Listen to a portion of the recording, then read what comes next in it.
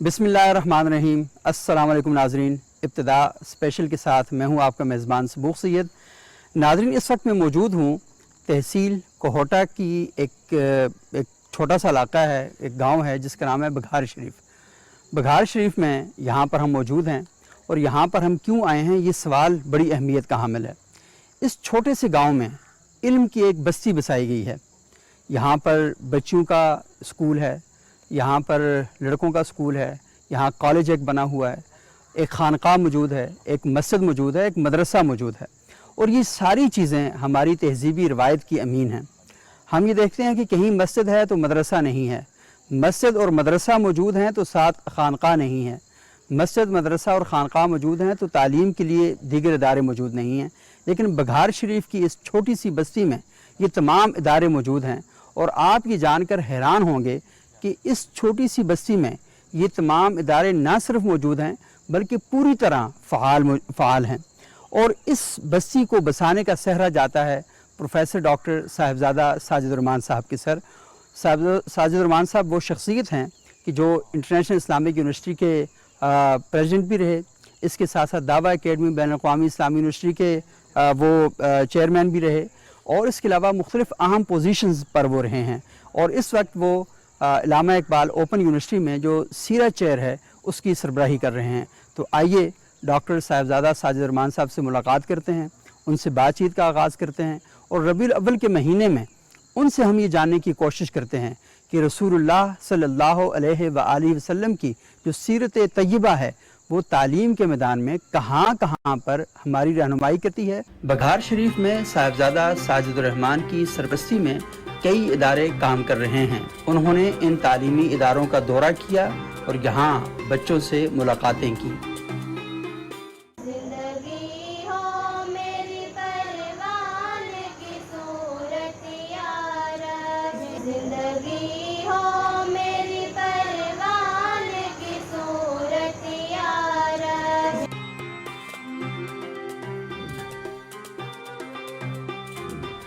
ये बताइएगा कि अल्लाह के रसूल सल्लल्लाहु अलैहि वसल्लम की सीरत तय्यबा हमें क्या बताती है ख़वातीन की तालीम के बाब में। बिस्मिल्लाहिर्रहमानिर्रहीम। शाह जी, जो तालीम हासिल करने का हुक्म अल्लाह के रसूल सल्लल्लाहु अलैहि वसल्लम ने दिया उसमें कोई तखसीस नहीं है। सही। तलबुल इल्म फरीज़तुन अला कुल्ली मुस्लिमिन। सही। और इस मुस्लिम में मुसलमान मर्द भी शामिल है और मुसलमान औरत भी शामिल है। और ये हकीकत है कि जिस घर की बच्ची तालीम याफ्ता हो उसका माहौल संवर जाता है। सही। लेकिन तालीम के साथ तरबियत का होना बड़ा ज़रूरी है। सही। तालीम भी हो, तरबियत भी हो, तो फिर अगली जन्नत का इंतज़ार किए बगैर यही घर, यही मुआशरा एक जन्नत नज़ीर मुआशरा बन सकता है। आप देखें, जब हमारे आक़ाए दो जहां हज़रत मोहम्मद रसूलुल्लाह सल्लल्लाहु अलैहि वसल्लम ने हिजरत फरमाई और आप मदीना तैयबा तशरीफ़ लाए, तो जहां मुसलमान मर्दों के लिए पढ़ने लिखने का एहतमाम फरमाया, वहाँ ख़ास तौर पर सैयदा हफ्सा रज़ी अल्लाह ताला अन्हा कि ये ज़िम्मे लगाया कि वो मुसलमान ख़वातीन को लिखना पढ़ना सिखाएं। सही। ठीक है जी।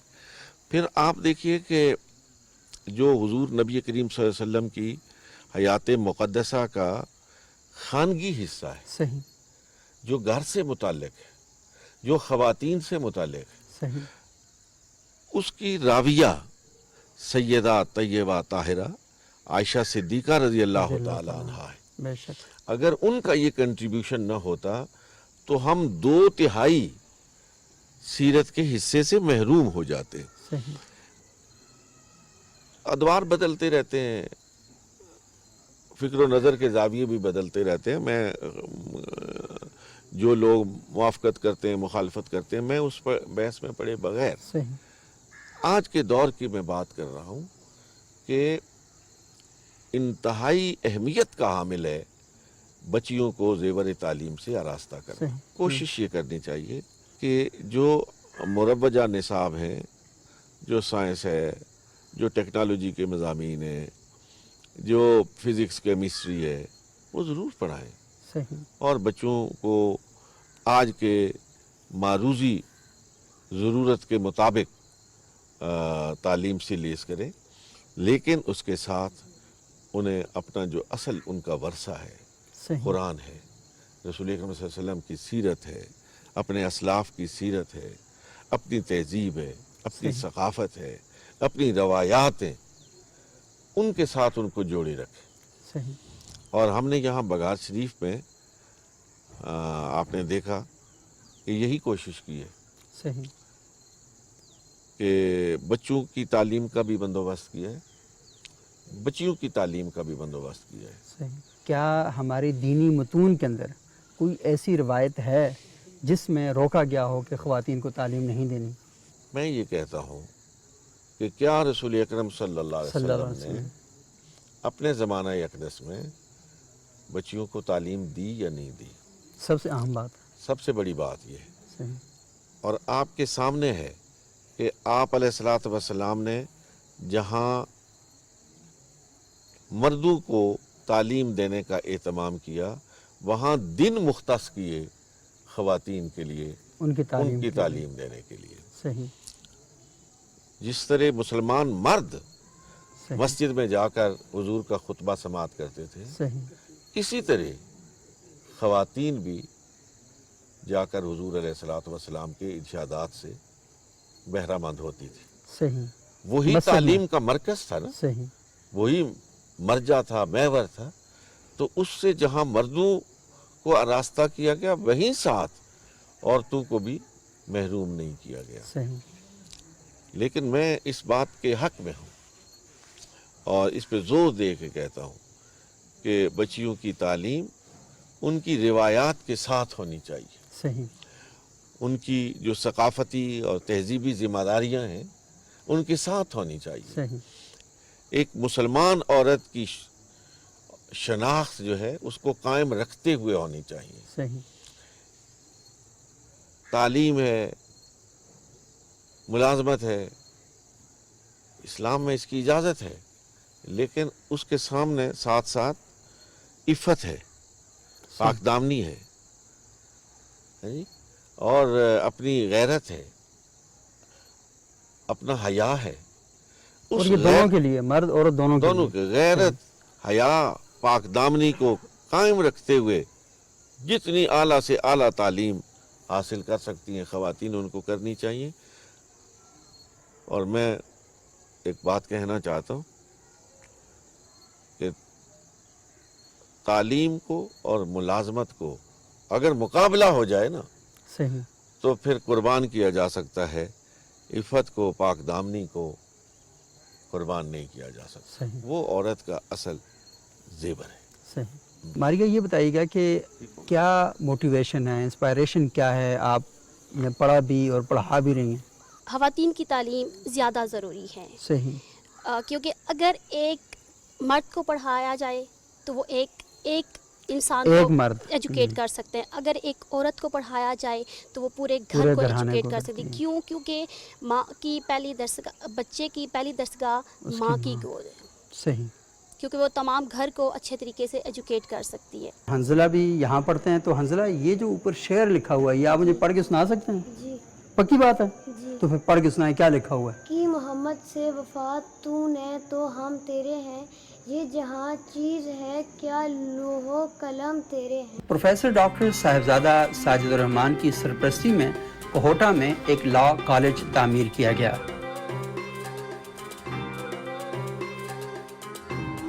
وہ لاء کالج کے دورے پر آئے اور یہاں عملے سے اور طلبہ اور طالبات سے ملاقات کی۔ یہ لائبریری جو ہے یہ الحمدللہ جو پنجاب یونیورسٹی کی ریکوائرمنٹ تھی صحیح، وہ تھی کوئی 4,500-5,000 ہزار کے لگ بھگ اچھا، آپ کے پاس لا ریلیٹڈ کتابیں ہونی چاہیے۔ ٹھیک، الحمدللہ ہم نے پہلی انسپیکشن سے پہلے ان کی ریکوائرمنٹ پوری کی۔ ذرا یہ بتائیں کہ کیا رول ہوتا ہے، مطلب لاء میں کیا رول ہے فارن پالیسی کا، کہ ہم کیوں پڑھ رہے ہیں اسے؟ تاکہ ہم لوگ اپنی کنٹریز کو ڈفرینٹ کنٹری سے میچ کر سکتے ہیں. ہمارا لا کس طرح کا ہے, ان لوگوں کا لا کس طرح کا ہے, ہم لوگ اس طرح کر سکتے ہیں. ایکسیلنٹ, گڈ, زبردست زبردست. تو آپ کون سی کلاس میں ابھی؟ ابھی LLB پارٹ 1 کے پیپر دیا, ابھی پارٹ 2 میں گئے. تو آپ 5 سال بعد وکیل بن جائیں گی انشاءاللہ. عائشہ فاطمہ پڑھ رہی جی دساتیر پاکستان کی اسلامی دفعات, ایک تجزیاتی مطالعہ. تو عائشہ اس کتاب کے اندر خاص بات کیا ہے؟ اس میں اسلام کے بارے میں, یعنی جو ہمارا آئین ہے کہ اس میں اسلامی دفعات جو ہیں, اسلامی دفعات ہیں, اس کے بارے میں ڈسکشن کی گیا کہ صحیح. اسلام کے لحاظ سے ہمارے جو ہے کیا رولز ریگولیشن بن رہے ہیں, کس طرح سے ہم لا کو دیکھ سکتے ہیں. تو جو لا کے اندر آپ یہ جو دفعات پڑھ رہی ہیں اسلامی, اس کا مطلب ہے کہیں پریکٹس ہو رہی ہیں, آپ جب آرگومنٹ کریں گی کورٹ میں جا کے تو ان کو ریفرنس کے طور پر بتا سکتی ہیں آپ؟ جی جی صحیح, بالکل. چلیں. اچھا ڈاکٹر صاحب یہ بتائیے گا کہ یہاں جو بچوں کو پڑھایا جا رہا ہے اسلامی قوانین کے بارے میں بھی, اور ہمارے جو دساتیر کے اندر اسلامی دفعات تھیں, تو کیا فائدہ ہوتا ہے مطلب ان بچوں کو پڑھنے سے؟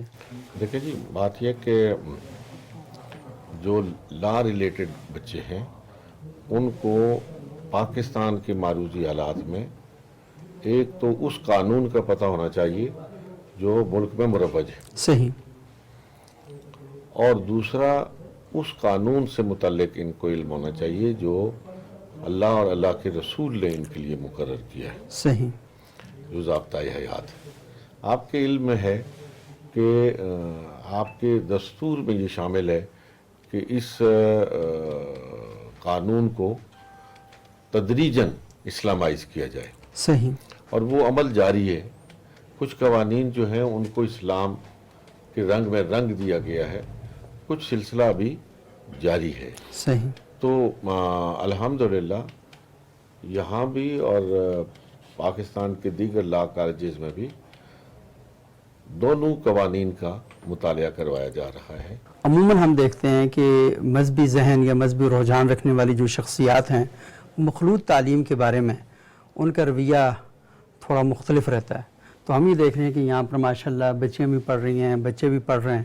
تو کیا آپ سمجھتے ہیں کہ میں سمجھتا ہوں کہ اس میں کوئی شک نہیں کہ اگر آئیڈیل صورت میں بچوں کے لیے الگ اور بچیوں کے لیے الگ اہتمام کیا جائے صحیح, تو وہ بہت مناسب ہے. صحیح, وہ ایک آئیڈیل سچویشن ہے, بہت اچھی ہے. صحیح, لیکن جہاں آپ دو الگ الگ ادارے قائم نہیں کر سکتے, وسائل نہیں ہیں اور دیگر وجوہات ہیں, فیکلٹی دستیاب نہیں ہے, تو اس وقت تک یہ انتظار کرنا کہ جب وسائل ہوں گے تو جب فیکلٹی ہوگی تو پھر ہم بچیوں کو بھی پڑھائیں گے, میرے خیال میں انتظار نہیں کرنا چاہیے. اور ہمارے علماء نے خاص طور پر آپ نے دیکھا ہوگا ڈاکٹر حمید اللہ صاحب سے بھی بالکل یہی سوال کیا گیا تھا جو آپ نے مجھ سے کیا ہے باولپور میں, تو انہوں نے یہی جواب دیا تھا کہ تاکہ آپ ایسے ادارے قائم کریں جہاں بچیاں سیپریٹلی تعلیم حاصل کریں, اس وقت تک بچیوں کو محروم نہ کریں, مناسب انتظام کے ساتھ آپ ان کو بھی موقع دیں کہ وہ تعلیم حاصل کریں.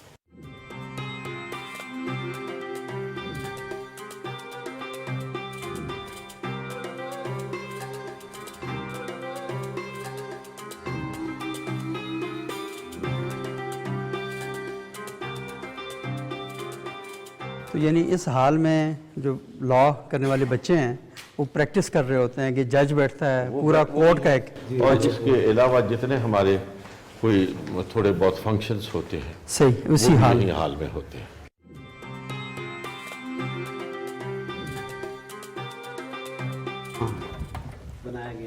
السلام علیکم, کیسے ہیں بھائی؟ ٹھیک ہیں, خیریت سے ہیں؟ سر کیسے ہیں یار آپ لوگوں کا ہاسٹل دیکھ کر تو مجھے لگ رہا ہے کہ یہ کسی اچھے وی آئی پی اسپتال کا بیڈ روم ہے. سر کیسے ہیں آپ؟ کیا نام ہے آپ کا؟ اسامہ بن طاہر. اسامہ بن طاہر. اچھا, کیسا آپ فیل کرتے ہیں اس ہاسٹل میں؟ بہت اچھا تھا, اس میں ہر فیسلٹی موجود ہے. صحیح. آپ کہاں سے ہیں؟ سر میں کوٹا سے ہوں. اچھا, تو ہاسٹل میں رہتے ہیں آپ یہاں؟ یس سر میرا. اچھا اچھا, ٹھیک ہے. تو کیسا فیل ہوتا ہے, شام کا وقت کیسا گزرتا ہے آپ لوگوں کا یہاں پہ؟ شام کا سر جیسا کہ آپ نے دیکھا ہے یہاں پر, یہاں کی لوکیشن اتنی الحمدللہ اچھی ہے اور گرینری پوائنٹ آف ویو سے جو ہے یہ کافی زیادہ ایک اچھے سے یہاں پہ جو ہے شام کے ٹائم یہاں پہ بہت سکون سا ہوتا ہے اور اچھی سی انوائرمنٹ بہت اچھا ہوتا ہے یہاں پہ. اور جو ہے یہاں کی فیسلٹیز آپ دیکھ لیں یہاں پہ. کیا شام کو پڑھتے ہوئے مزہ آتا ہے آپ کو یہاں؟ بالکل, اتنے اچھے موسم میں اب ویسے ہی بکس وغیرہ. اچھا, یہ ناظرین دیکھیں ربیع الاول کا مہینہ ہے اور یہ کتاب پڑھ رہے ہیں اسوہ رسول اکرم مولانا ڈاکٹر عبدالحی عارفی صاحب کی ہے. تو کیسی ہے کتاب یہ؟ الحمدللہ کافی اچھی ہے, سیرت کے متعلق اس میں. اچھا, مجھے یہ بتائیں کہ اللہ کے رسول صلی اللہ علیہ وسلم کی سیرت پڑھنا ایک طالب علم کے لیے کیوں ضروری ہے؟ دیکھیں, آپ صلی اللہ علیہ وسلم کی سیرت میں جو ہے وہ عملی نمونہ ہے, جیسا کہ قرآن پاک میں ارشاد ہے. ٹھیک ہے, صحیح, کہ آپ جو ہے آپ کو اپنی زندگی کے متعلق جس بھی معاملے میں رہنمائی چاہیے تو آپ صلی اللہ علیہ وسلم کی سیرت میں آپ کو ملے گی. آپ کی ذات جو ہے وہ ایک مکمل نمونہ ہے. پروفیسر ڈاکٹر صاحبزادہ ساجد الرحمان کو ماہ مبارک ربیع الاول کی مناسبت سے کوہٹا ٹیکنیکل کالج میں خطاب کے لیے مدعو کیا گیا, جہاں انہوں نے طلبہ اور طالبات سے اللہ کے رسول صلی اللہ علیہ وآلہ وسلم کی سیرت طیبہ کے عملی پہلوؤں پر گفتگو کی. حضرت آدم علیہ السلام سے لے کر جناب عیسیٰ علیہ السلام تک کم و بیش 1,24,000 پیغمبروں کو اللہ رب العالمین نے رشد و ہدایت کا فریضہ دے کر مبعوث فرمایا. یہ سب کے سب ایک دین کے وارث تھے, ایک دین لے کے آئے تھے, ایک ہی مقصد حیات پر انسانیت کو گامزن کرنے کے لیے مبعوث ہوئے تھے. اور وہی دین جو حضرت آدم علیہ السلام سے شروع ہوا, حضرت آقا دو جہاں حضرت محمد الرسول اللہ صلی اللہ علیہ وسلم کے وجود مسعود پر آپ کی تکمیل ہوئی. یہ وہی دین اسلام تھا جو آدم سے شروع ہوا اور جناب مصطفیٰ پہ مکمل ہوا.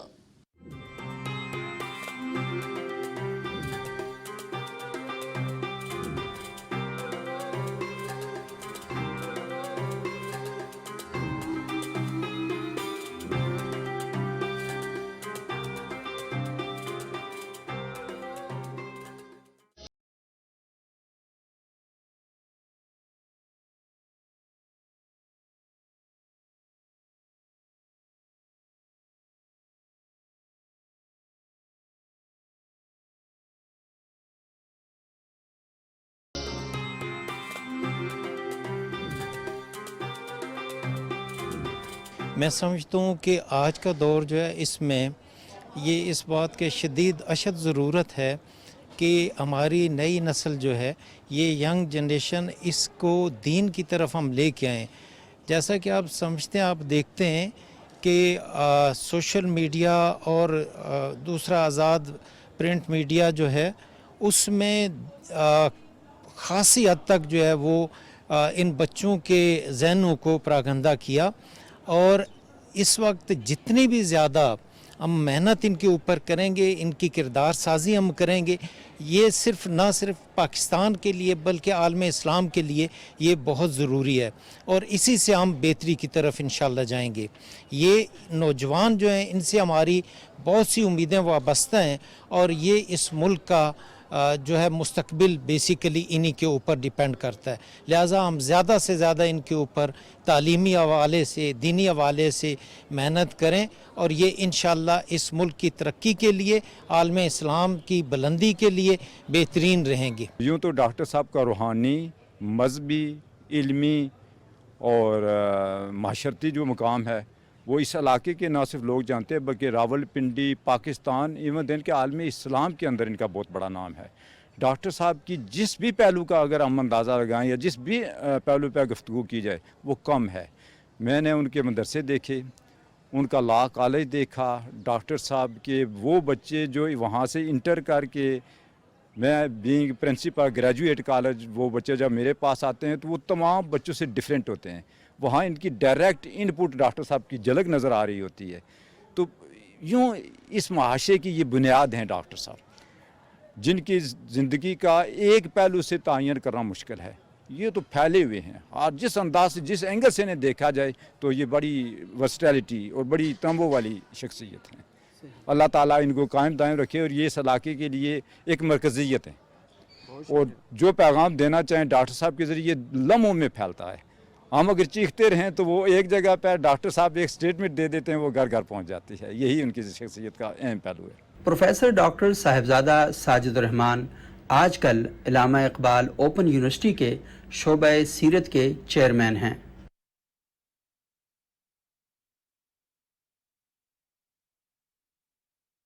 ये शाह साहब जिस वक्त आज से तकरीबन 1.5 साल पहले ये सेंटर कायम किया गया और सीरतुन नबी सल्लल्लाहु अलैहि वसल्लम चेयर कायम की गई, तो हमने किताबें कोई रेलिवेंट जो थी उनको जमा करना शुरू किया और हमने यहाँ एक खुतबात का सिलसिला शुरू किया था। अच्छा। कि वो बर्निंग इश्यूज़ जो आज की नौजवान नस्ल में ज़ेर बहस हैं, उन पर मुहक्किकीन को दावत दी जाए कि वो गुफ्तगू करें और सामीन उनसे मज़ीद तशफ़ी के लिए सवालात करें। चुनांचे हमने 10 खुतबात अच्छा यहाँ पे दिलवाए इस अरसे में। मतलब फिजिकली यहाँ पर? जी यहाँ पे उनको दावत दी, वो तशरीफ़ लाए और फिर यूनिवर्सिटी के लोग, बाहर से लोग, जो भी इस शोबे से मुताल्लिक़ लोग थे और इसके बारे में जानना चाहते थे, उनको हमने दावत दी, वो तशरीफ़ लाए और यहाँ पे खुतबात का सिलसिला शुरू हुआ। अल्हम्दुलिल्लाह। अच्छा। मैं अर्ज़ करता हूँ कि फिर हमने उन खुतबात को ज़ेवर तबा से आराज़ तक। अच्छा, माशाअल्लाह। और ये वो हमारे खुतबात हैं। अच्छा, ये है, ये आप अलैहिस्सलातु वस्सलाम के मक़ासद बेसत क्या थे, हैं जी। और ये प्रोफेसर यासीन मज़हर सिद्दीकी जो हैं, आपको पता है कि सीरत के मौजू पर बर्रे सगीर में और उर्दू लिखने वालों में एक अथॉरिटी की हैसियत रखते हैं। ये अलीगढ़ मुस्लिम यूनिवर्सिटी के थे। तो हमने उनकी खिदमात पर और किन किन मौज़ूआत पर उन्होंने काम किया, यहाँ पे वहाँ से अलीगढ़ से तशरीफ़ लाए हुए अबू सुफियान इस्लाही से खुतबा दिलवाया और फिर उसको मुनज़्ज़म और मुंज़बित करके फिर किताबी शक्ल दे दी। और इसी तरह तकरीब इंसानियत पे, आदाब मुआशरत पे, इंसानों की दीनी फितरत है, ये एक स्कॉलर थे अमेरिकन। अच्छा। उनका खुतबा यहाँ पे हुआ, हमने फिर उसको ट्रांसलेट करवाया उर्दू ज़ुबान में और अंग्रेज़ी और उर्दू दोनों ज़ुबानों में फिर उसको हमने शाये कर दिया।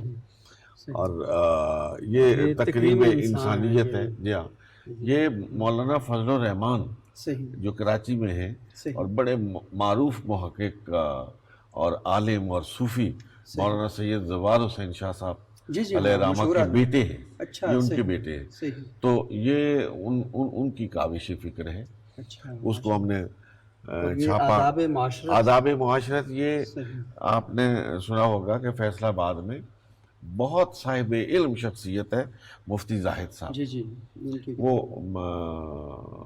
मुदर्रिस हैं और मुहद्दिस हैं। तो उनसे हमने इस मौजू पर आदाब मुआशरत पर किताब लिखवाई और अल्हम्दुलिल्लाह कि फिर हम ये बड़ा अहम मौजू मुझे लगता है। ये बड़ा बर्निंग इशू था। जी जी हाँ। ये ख़वातीन के मसाइल पे देख सकते हैं कि ख़वातीन को दरपेश असरी माशरती, माशी और सियासी मसाइल और उनका हल सीरत तैयबा की रोशनी में। और आपको पता है कि ये बड़े साहिब इल्म भी हैं और रोशन ख्याल आलिम हैं मौलाना मुफ्ती जाहिद राशिदी साहब।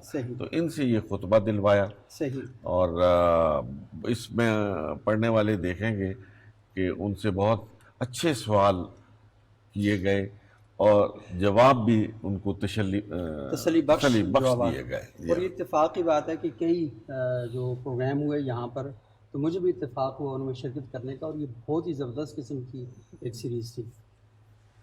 اچھا ڈاکٹر صاحب میں دیکھتا ہوں کہ یہاں پر بچوں کے لیے بھی بہت اچھی یہ کتابیں ہیں، مختلف موضوعات پر ہم نے یہاں پہ جمع کی تھی تاکہ یہاں جو سیرہ یونٹ کو لوگ وزٹ کرتے صحیح وہ تھوڑی دیر بھی بیٹھیں تو اچھا یہاں ان کا سے وقت کتاب ضائع نہ پڑھیں، ہو، یہاں بیٹھ کے پڑھیں. بیٹھ کے پڑھیں. یعنی جو بندہ آپ سے ملاقات کے لیے آئے، آپ اگر مصروف ہیں تب تک وہ کتاب پڑھ لیں. مجھ سے شاید انہیں وہ نہ ملے جو یہاں سے مل جائے. آپ کے علم ہے یہاں جس وقت یہ ایکسیلنٹ سینٹر قائم کیا گیا تو ایک چیئر تو یہ سیرہ چیئر تھی، صحیح. اور دوسری چیئر جو تھی وہ تھی اقبال اور تصوف پہ. اچھا ہاں، اور اس کے لیے انتخاب کیا گیا ہمارے ملک کے اقبال پہ لکھنے والے ایک بہت بڑے نام کا انتخاب ہوا، پروفیسر فتح محمد ملک صاحب کا. جی مشہور آدمی. ہاں یہ وہ اقبال سینٹر ہے. ہاں، اور آئیے میں آپ کو پروفیسر صاحب سے بھی ملاقات کروا دیتا ہوں.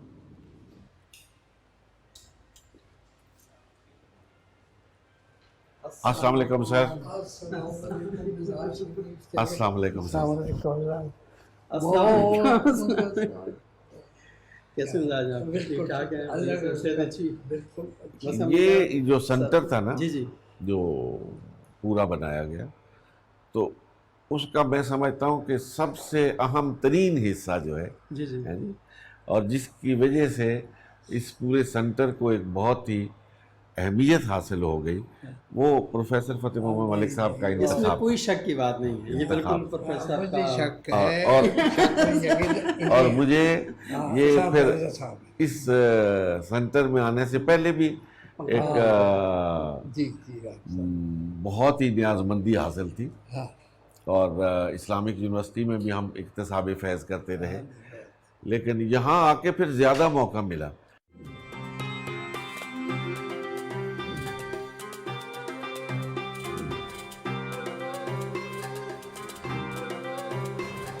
الحمدللہ. کیسے مزاج ہے آپ کے؟ ٹھیک ٹھاک ہیں؟ اچھا جی، آپ تو واقف ہی جی ہیں ہاں بالکل. پروفیسر رفیق طاہر صاحب، یہ تو ایک بڑا ایک علمی نام ہے اور بیوروکریسی کا ایک زندہ اور تابندہ نام ہے جی.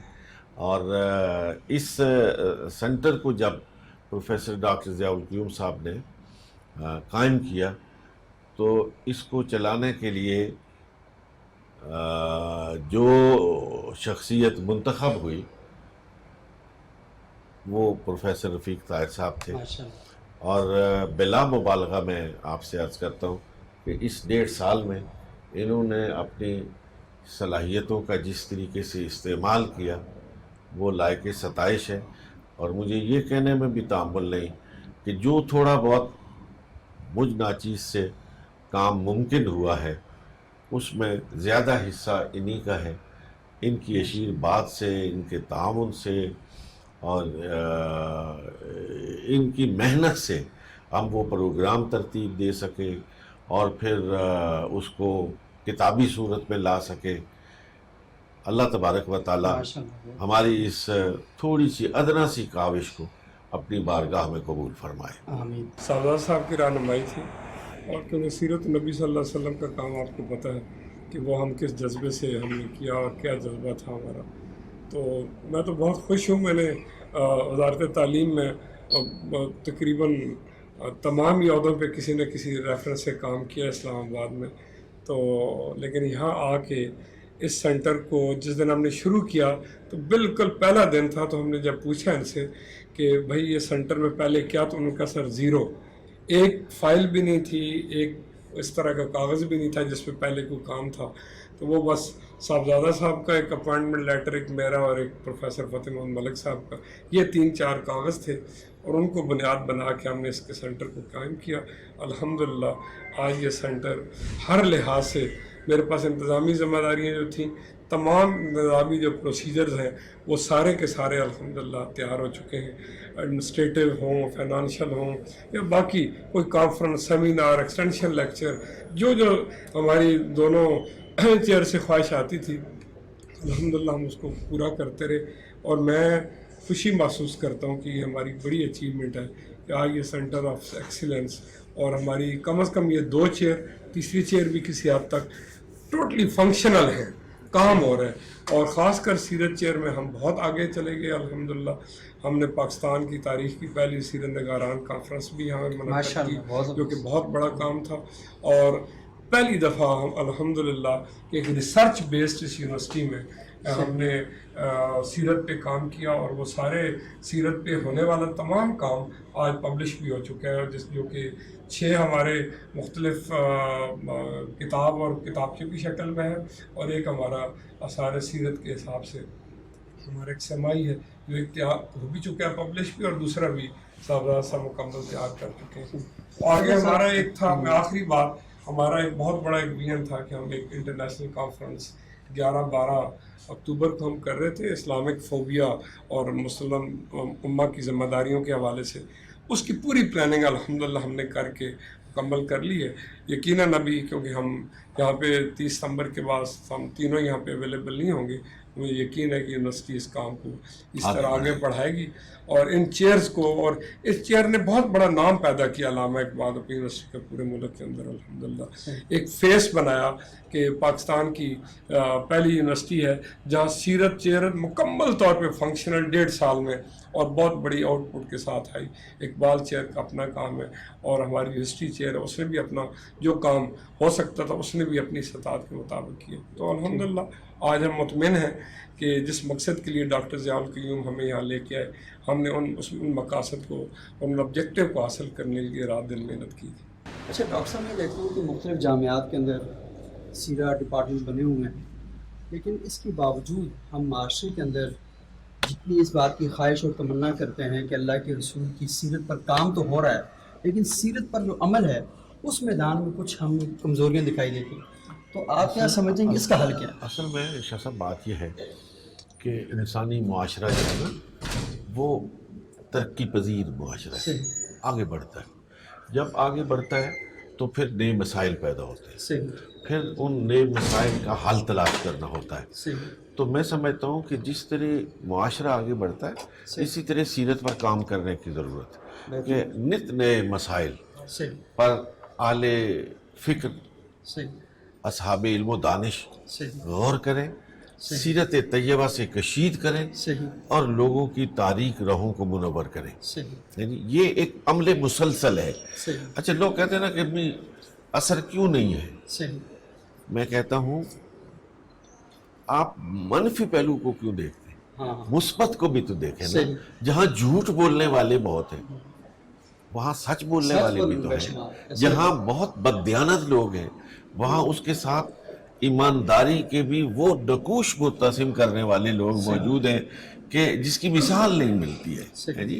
تو اس طرح سیرت طیبہ کے اثرات معاشرے پر الحمدللہ ہے، لیکن جتنا کام کرنا چاہیے میں سمجھتا ہوں اتنا نہیں ہو رہا. اور علماء اور محققین کو چاہیے کہ وہ غور کریں کہ برننگ ایشوز کیا ہے، اور پھر کسی خوف یا ترغیب سے متاثر ہو کر نہیں، صرف اللہ اور اللہ کے رسول کی رضا کے لیے جو ان کو قرآن سے ملتا ہے، جو ان کو حدیث سے ملتا ہے، جو سیرت طیبہ کی روشنی سے وہ حاصل کرتے ہیں، وہ امت مسلمہ کی رہنمائی کریں. یہ سلسلہ میرے خیال میں 1500 سال سے چل رہا ہے، چلتا رہے گا اور تا قیام قیامت جاری رہے گا. اس لیے کہ یہ صحیفہ ہدایت قرآن مجید ہو یا محمد رسول اللہ کی تعلیمات، یہ تو زمان اور مکان کی قید سے ماورا ہے. جب تک دنیا قائم ہے قرآن موجود ہے، اس کی رہنمائی موجود ہے، محمد رسول اللہ صلی اللہ علیہ وسلم کی سیرت طیبہ موجود ہے، اور اس سے رہنمائی موجود ہے، اور چلتی رہے گی انشاءاللہ. اچھا ڈاکٹر صاحب، بڑی اہم بات آپ نے کی کہ معاشرے میں جہاں نیگیٹو چیزیں ہیں وہاں پازیٹیو چیزیں بے شمار، اور اللہ کے رسول صلی اللہ علیہ وسلم کی سیرت تو ہمیں اس بات کی طرف آمادہ کرتی ہے کہ آپ خیر کے پہلو زیادہ دیکھیں. اور ہم یہ بھی دیکھتے ہیں کہ امت مسلمہ میں شر کم ہے، خیر کے پہلو زیادہ ہے. بہت زیادہ ہے. ہاں جی، اور ہر حوالے سے اب دیکھیں نا کہ دکھی انسانیت کی لوگ بات کرتے ہیں، تو جب کبھی کوئی آفت آتی ہے، کوئی ناگہانی مصیبت آتی ہے، تو جس طرح مسلمان اٹھتے ہیں اور مخیر حضرات اور دل درد مند رکھنے والے دوسرے مسلمانوں کا ہاتھ تھامنے کے لیے میدان عمل میں آتے ہیں، اس کی مثال بھی نہیں ملتی. بے شک یہ سیلاب ہو، یہ زلزلہ ہو، یہ کوئی اور آفت ناگہانی ہو، لوگوں کے اندر جو وہ خیر کے جذبات ہیں وہ پیدا کہاں سے ہوتے ہیں؟ جو منبع اللہ کے رسول کی ذات ہے صلی اللہ علیہ وسلم، اور حضور علیہ الصلوۃ والسلام کی ذات سے جو روشنی قلب و ذہن کو منور کرتی ہے، اس کا حاصل ہوتا ہے یہ کہ اس طرح کے مواقع پر پھر انسان کے جذبات امٹ کر سامنے آ جاتے ہیں. اور میں سمجھتا ہوں کہ مسلم امہ وہ خوش قسمت امت ہے کہ اس وقت دنیا معلوم میں اگر کسی نبی کی تعلیمات پوری طرح روشن ہیں اور موجود ہیں اور محفوظ ہیں تو وہ صرف اور صرف محمد الرسول اللہ کی ذات ہے، اور یہی مشیت ازدی تھی، اس لیے کہ اسی اسوہ حسنہ کو قیامت تک جاری و ساری رکھنا تھا. صحیح. اچھا صاحب، یہ بہت ہی اہم باتیں آپ نے کی، لیکن آپ نے ایک سکول بھی بنایا، ایک لاء کالج بھی آپ کے زیر انتظام کام کر رہا ہے، ایک خانقاہ بھی آپ کے ہاں، یعنی آپ نے مختلف سلاسل کے اندر ماشاءاللہ بڑا بہترین کام کیا. تو ناظرین، یہاں پر ہماری گفتگو ختم ہوتی ہے، اب ہم جائیں گے بگھار شریف، اور وہاں پر صاحبزادہ صاحب نے جو مختلف ادارے قائم کیے ہیں دینی تعلیم کے، عصری تعلیم کے، تو انہیں بھی دیکھیں گے، اور وہاں پر بھی ہم کچھ باتیں ان سے کریں گے، اور یہ دیکھیں گے کہ اللہ کے رسول صلی اللہ علیہ وآلہ وسلم نے آج سے 1500 برس پہلے جس چراغ کو جلایا تھا غار حرا میں، اس کی جو کرنیں ہیں، اس کا جو نور ہے، وہ کس طرح ہمارے معاشروں کو منور کر رہا ہے. ایک وقفے کے بعد آپ سے بگھار شریف میں ملاقات ہوتی ہے. پروفیسر ڈاکٹر صاحبزادہ ساجد الرحمان نے پریس کلب کوہٹا کا دورہ کیا، جہاں انہوں نے صحافیوں سے گفتگو کی اور انہیں بتایا کہ صحافت میں کس طریقے سے وہ رسول اللہ صلی اللہ علیہ وآلہ وسلم کی حیات طیبہ سے سبق حاصل کر سکتے ہیں. صاحبزادہ صاحب کی شخصیت کسی تعارف کی محتاج نہیں ہے. اسموک صاحب ماشاءاللہ علم کا ایک سمندر ہیں، اور ہمارے اس علاقے کی نہیں، ہمارے اس ملک کے بلکہ ہمارے اس پوری دنیا کی کہا جائے تو ایک عظیم شخصیت ہیں، اسکالر ہیں. تو ہمارے لیے قابل فخر بھی ہیں، ہماری فیملی کے لیے، ہمارے علاقے کے لیے، اور ہمارے اس کوہٹا کے لیے نہیں، پاکستان کے لیے بڑا فخر ہے. اللہ پاک ان کو سلامت رکھے اور اللہ تعالیٰ ان کے رہنمائی میں ہمیں چلنے کی توفیق دے. میں محترم وزیر وقار، ہماری اس دھرتی کے عظیم رہنما، روحانی پیشوا ہیں، پیر طریقت، رہبر شریعت، اور میں سمجھتا ہوں کہ نہ صرف اس دھرتی کے، نہ صرف پاکستان کے، بلکہ اس وقت قبلہ پیر ساجد الرحمان صاحب عالم اسلام کی ان عظیم شخصیات میں شامل ہیں جنہوں نے اپنے ملک کے لیے گراں قدر خدمات انجام دی ہیں. ان کو کئی دفعہ بے شمار ایوارڈ سے نوازا جا چکا ہے، لیکن میں سمجھتا ہوں کہ جس طرح انہوں نے لوگوں کے محبتوں کے ایوارڈ جیتے ہیں، جس طرح ان کے لیے محبت ہے ایک ایک شخص کے دل میں، وہ ایک سرمایہ حیات ہے، اور وہ ایک آنے والی نسل کے لیے ایک سبق ہے. ان کی شخصیت میں صرف 2 لفظ میں بیان کروں گا کہ ہم یہ فخر محسوس کرتے ہیں کہ جس محفل میں صاحبزادہ ساجد الرحمان صاحب تشریف لے آئے ہیں، ہم یہ سمجھتے ہیں کہ ہمارے لیے بہت بڑا فخر کی محسوس کرتے ہیں. اور میں یہ دعا کرتا ہوں کہ اللہ تعالیٰ ان کو ان کا سایہ ہمارے سر پر قائم رکھے، اور انہیں جس طرح یہ علمی حوالے سے، ادبی حوالے سے اور مذہبی حوالے سے جو ان کی خدمات سر انجام دے رہے ہیں، تا دیر ہمارے سر پر ان کا سایہ قائم رہے.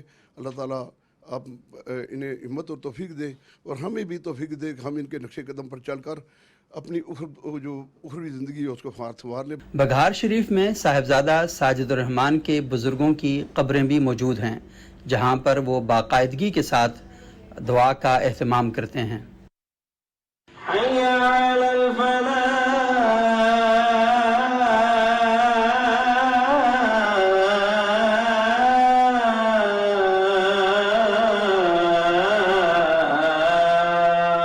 प्रोफेसर डॉक्टर साहिबजादा साजिद रहमान साहब का ताल्लुक नक्शबंदी सिलसिले से है और वो बाकायदा इस जगह पर रूहानी तरबियत का अहतमाम भी करते हैं। दूर दराज से लोगों की बड़ी तादाद यहाँ पर आती है और उनसे फैज़ हासिल करती है।